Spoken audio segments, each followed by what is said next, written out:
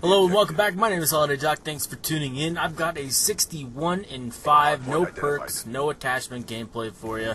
Thought it was kind of exciting, a little bit different than the regular league match stuff that I've been trying to promote and post over on the other channel. If you have not checked it out, I've got a series called Road to Pro League, and I've got 3 or 4 episodes up. They're pretty cool, pretty good, and lots of in-game hilarity. Good videos, definitely for sure. Check them out.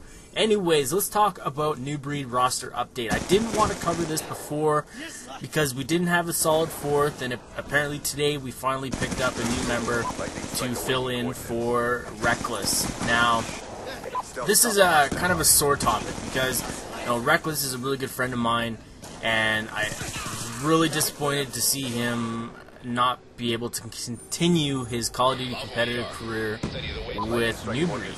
And I started the whole reunion of New Breed competitive with Reckless, and it somewhat just doesn't seem right losing him. But it is what it is. This is how Call of Duty competitive works. You gotta move on and adapt, and we'll go forward. So it is what it is.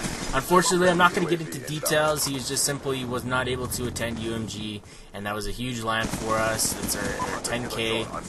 We have it's pretty much sponsored except for travel.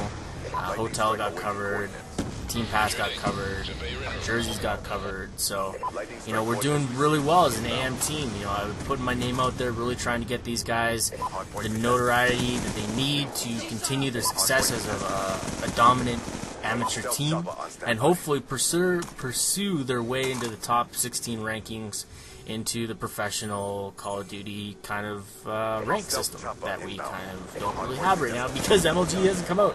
So we're just going to try and wing it. We'll see what UMG holds for us. Hopefully they can place top 8. That's my goal for them. Ultimately, I'd like to see them place in top 4. Let these guys walk home with a little bit of money in their pockets. That'd be pretty cool. But we got a new 4th. Rec is Tyler. He's a top AM, and he's here to prove himself, I guess. I don't know a whole lot about him.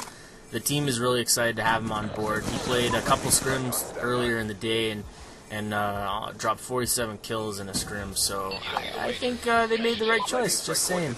If you can't have your original 4th, at least pick up somebody that's going to improve your gameplay. And I think they really did that and really tried to forward their team. So anytime he makes a roster change, it's really difficult, and I think a lot of teams are feeling the pressure here in the last couple weeks that have just 3 set placement in their team for UMG, don't have a solid 4th, and I can really feel for that because when I heard like a week ago that Reckless didn't have a solid flight booked yet, and we didn't know if he was going to be able to go, I really started getting worried because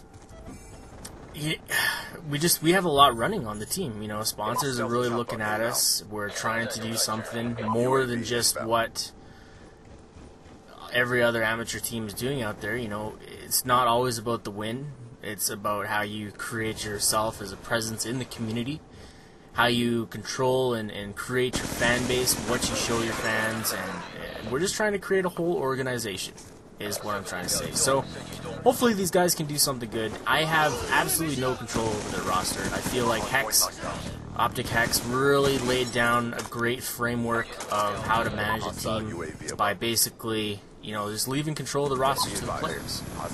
You're not there every game. You don't see what's going on as a manager or an organizer or just owner of the team, but you gotta let your teammates to have freedom over the roster. If you force people to play with people that they don't want to play with, it's just not going to work.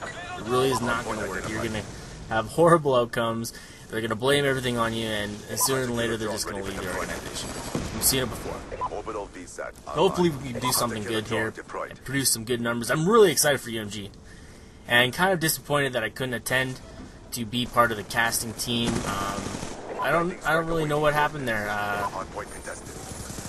Jeff at UMG kind of spoke to me a couple months ago, said he was going to try real hard to work it into the budget to have me flown down there, but it didn't amount to that. I was kind of disappointed. I think, as part of an initial major LAN, you need as many casters as you can to come out there and try to create a very solid product for the viewer base to really get behind and enjoy. And one thing I've been preaching heavily about for the continuation of Black Ops 2 success is to have a multitude of available casters to be there to support the stream and keep things fresh, keep things interesting and entertaining all at once. Anytime you have just 2 casters trying to marathon a weekend, eventually you're going to get into very repetitive commentary, you're going to get into repetitive everything. It's just going to sound very similar, and your matchups are even probably going to sound the same. So, you know, when you have different casters, different caster sets, you really liven the atmosphere of the stream, and you create more length to the viewer time on stream. So we'll see how it goes. This video is very close to ending, and I just want to say, you know, good luck to New Breed. You know, stay tuned for more videos. These guys have not been posting videos because they've been on their grind, and they're scrimming non-stop. And I kind of bitched at them a little bit. I'm like, where's those motherfucking videos, players? But hopefully we'll be able to get something going here. Thanks so much for tuning in. 40 defends, 61 and 5, no perks, no attachments. Had a blast that game. See you guys later.